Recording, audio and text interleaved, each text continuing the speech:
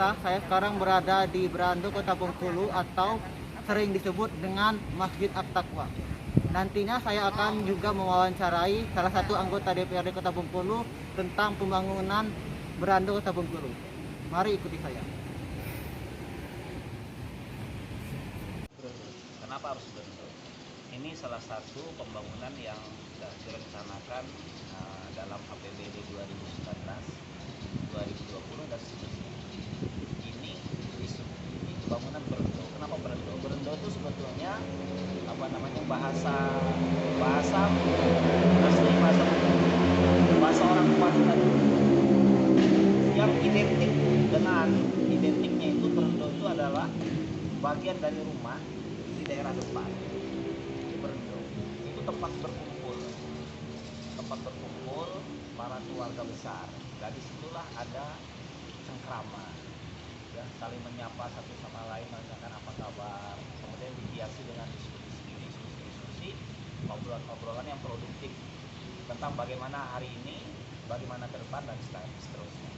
Jadi itulah kenapa disebut dengan Brando. Nah, mengambil nilai-nilai itu, makanya Brando ini memang difungsikan seperti itu.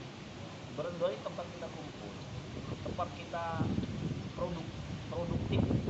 Mahasiswa boleh datang ke sini, bikin kelompok diskusi, membicarakan soal kampusnya, membicarakan soal kota Bengkulu. Ibu-ibu boleh kopi untuk pengajian, ini kan luas kawannya kan. Boleh di sini, boleh di dalam. Kemarin seni Dewan Kesenian Kota kemarin bikin pagelaran seni di sini. Kemarin lukisannya dipajang di koridor sebelah kanan ini. Ya deh. Kemarin komunitas sepeda kuno kumpul di sini. Kemarin Bupati Benteng berkunjung kan begitu. Ada banyak hal yang bisa kita lakukan di bangunan ini yang kita sebut dengan Brando Kota Bengkulu.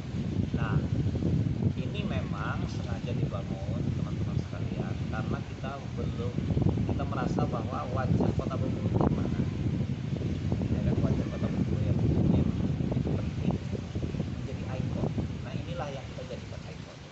Kalau pengen melihat wajah Kota Bengkulu itu di sini. Ayo kita ke sini. Dari sini baru kita bicara yang lain-lain. Nah, itulah kenapa namanya disebut dengan Brando. Nah, yang kedua, ini memang menjadi ikon wisata religi. Sekarang kan sedang dalam proses penataan. Liftnya itu kan berjalan dengan baik. Sudah dari mana? Itu sudah berjalan dengan baik.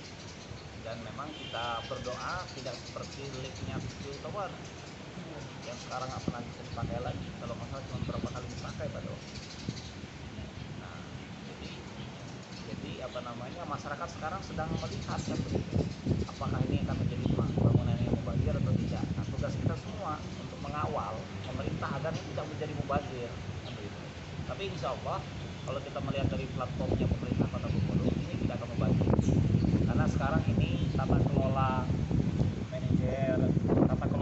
manajerial internalnya itu dilakukan oleh Risma, bagian dari Masjid At-Taqwa. Kemudian ini menjadi wisata religius. Kalau mungkin beberapa menit lagi sebelum azan ada petugas yang mengingatkan untuk sholat, kira-kira begitu. Dan nanti di kanan kirinya ini, di pagar-pagarnya ini, itu akan tumbuh semacam tempat-tempat untuk aneka kuliner. Tapi dananya nanti bukan dari APBD, dananya kita dorong dari CSR. Alhamdulillah sekarang sudah beberapa pihak yang berkenan untuk memberikan bantuan CSR-nya. Kira-kira begitu. Artinya kan ada banyak manfaat ya. Kita tidak hanya mengandalkan APBN atau APBD, tapi juga CSR dari lembaga-lembaga atau perusahaan-perusahaan yang peduli dengan Kota Bengkulu. Kira itu. Kalau kayak tempat makanan tadi itu dimaksudkan tuh di wilayah luar pagar dari wilayah masjid atau gimana? Nanti kita akan bikin, kalau kita nengok dari itu master plan-nya itu di dekat pagar itu. Itu pagar. Berarti maksudnya di dalam. Jadi dia masuk ke dalam, Kayak food court kayak gitu. Dia itu ada saya gambarnya itu dia kayak halte begitu. Modelnya. Kayak gitu. Modelnya kayak halte gitu. Jadi dia rapih ya kan? Iya. Jadi dia tidak mengurangi luasnya area. juga tidak menghalangi para pejalan kaki yang ada yang akan lewat trotoar. Berarti nanti tempat makanan itu dikemas lebih modern kayak gitu. Ya, modern, lokalistik, dan higienis. Nah, Kalau ini Pak, Masjid At-Taqwa ini Pak terinspirasi dari mana? ya. Gambaran ini, Arsitektur. arsitekturnya. Masjid At-Taqwa ini kan sebetulnya kan ini kan dasar, bangunan dasarnya itu ya masjid itu kan. Kemudian bangunan tambahan ini yang koridor ini memang menyesuaikan dengan arsitek yang lama kan begitu, sehingga sepadan dia, kemudian match sinkron kira-kira begitu. Dan yang saya dengar memang ini tercatat sebagai karya arsitek Indonesia ini, karena ini kan kalau melihat di sejarahnya kan ini bangunan yang diresmikan oleh Presiden Soeharto, kira-kira begitu. Nah, jadi bangunan-bangunan yang baru ini menyesuaikan sampai kemudian dibuat koridor tempat Pak Wali Kota itu, Pak Haji Sani Hasan. Itu kan kantor dia sekarang tuh. Dia kan sekarang berkantor di sini. Balai Kota tempat biasa dia berkantor itu sekarang dijadikan mall pelayanan publik.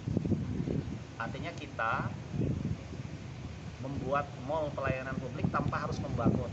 Kira-kira begitu.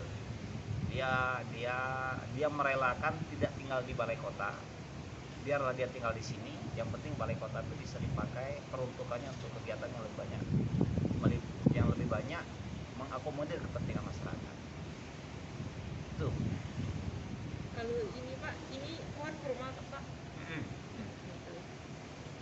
Kayaknya pohon kurma itu ya. Iya. Iya. Apa tempatnya tuh sangat, masjidnya sangat anak muda banget.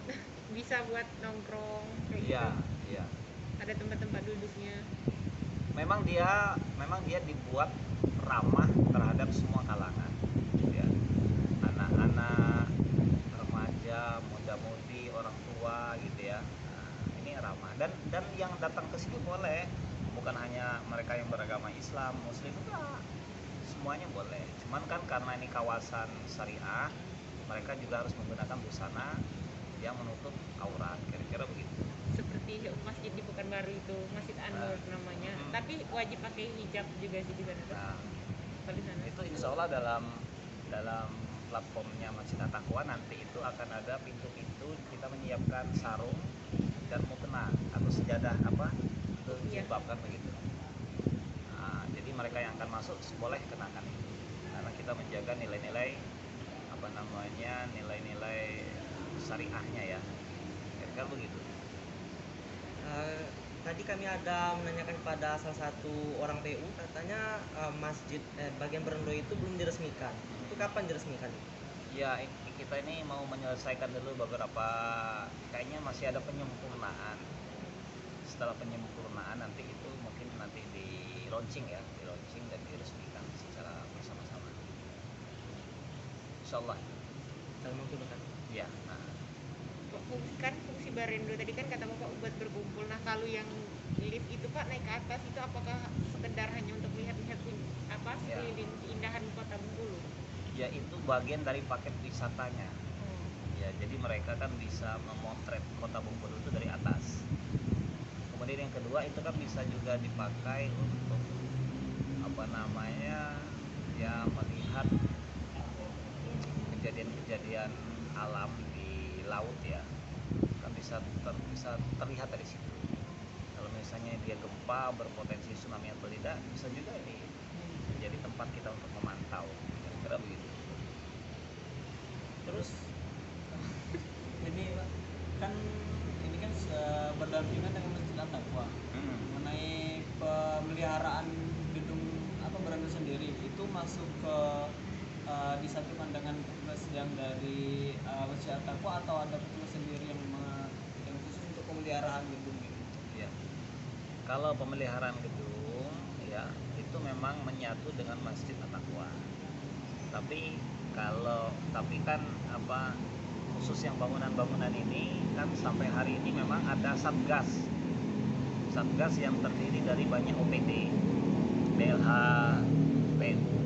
Menjaga gedung itu kan, merawat gedung itu kan misalnya menjaga dia dari sampah, itu teman-teman BLH. Yang mengingatkan teman-teman untuk sholat, memanfaatkan ini untuk hal yang produktif bukan yang negatif, ada teman-teman Satpol PP. ada tim khusus namanya yang di BKO kan untuk membantu tata kelola dari Masjid At-Taqwa ini termasuk pemeliharaan. Tinggal itu. Untuk yang sekarang aja atau emang untuk seterusnya? Untuk seterusnya.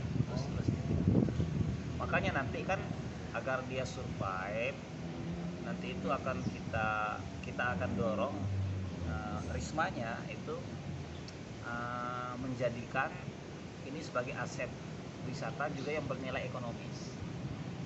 Artinya kalau misalnya ada pagelaran dari komunitas tertentu, mungkin ada sawerannya untuk Masjid At-Taqwanya. Besarannya mungkin nggak perlu ditentukan, tapi seikhlas mereka saja. Itu dalam rangka mendorong agar ada rasa memiliki terhadap aset kita ini. Ini kan aset kita bersama ini. Kira begitu.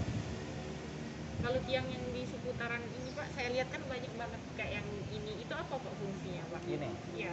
Ini memang bangunan lama, ini kan bangunan lama. Ya ini apa ya? Apa namanya itu? Menara ini kan?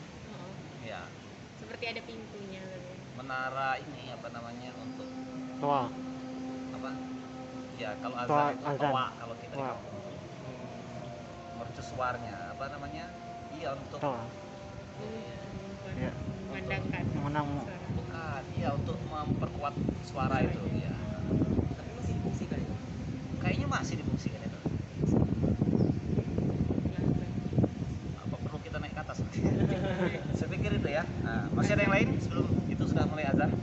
Sebenarnya masih mau ada dikit. Apa? Kan tadi kan dikatakan kan Brondo itu kan di bagian Biotower itu kan bisa melihat kayak tsunami atau lihat keadaan pantai, lihat hal di sekitar kayak gitu kan. Apa memang karena situasi itu yang membuat Brondo itu dibuat di dekat Masjid At-Taqwa, atau memang ada hal strategis lain di balik Iya. pembangunan tersebut? Hal utamanya tadi saya bilang, kita itu nggak ada ikon di kota, belum ada ikon, belum ada wajah kota. Inilah wajahnya, tempat kita kumpul, tempat kita saling menyapa, tempat kita saling memproduktifkan diri.